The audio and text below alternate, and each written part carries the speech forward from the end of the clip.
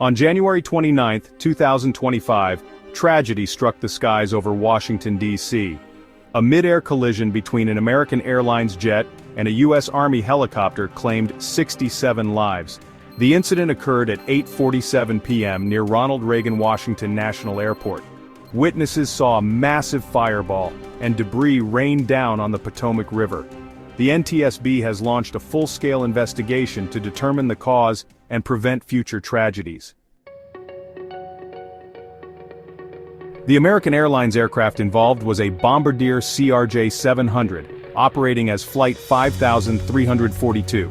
The flight, operated by PSA Airlines, a regional subsidiary of American Airlines, originated from Charlotte Douglas International Airport in North Carolina. It was on its final approach to Reagan National Airport, carrying 62 passengers and 4 crew members. The U.S. Army aircraft was a Sikorsky UH-60 Black Hawk helicopter. The helicopter was on a routine training mission, simulating national emergency evacuations.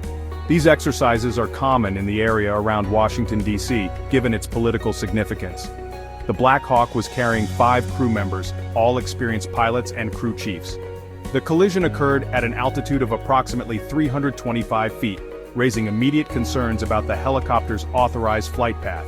Preliminary reports indicate that the helicopter was operating above its designated altitude limit of 200 feet. The NTSB will investigate why the helicopter was operating at that altitude and whether communication with air traffic control played a role in the incident. NTSB findings reveal critical events before the collision. The Black Hawk helicopter flew higher than permitted. This placed it on a collision course with a descending jet. 2 proximity warnings were issued to the helicopter. It's unclear if the crew acknowledged these warnings.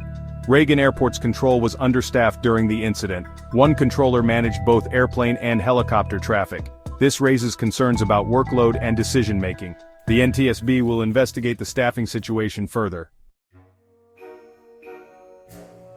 Section 4. Remembering the victims' lives lost in the skies. The mid-air collision over the Potomac claimed 67 lives. Among the victims were families, professionals, and service members. Their stories serve as a poignant reminder of the human cost of this disaster. As investigators comb through the wreckage and analyze flight data, the human cost of the tragedy becomes painfully clear. Families are left shattered, grappling with the sudden loss of loved ones. Communities mourn the lives cut short, and the emotional scars run deep. Interviews with the families of the victims revealed the profound impact of the collision.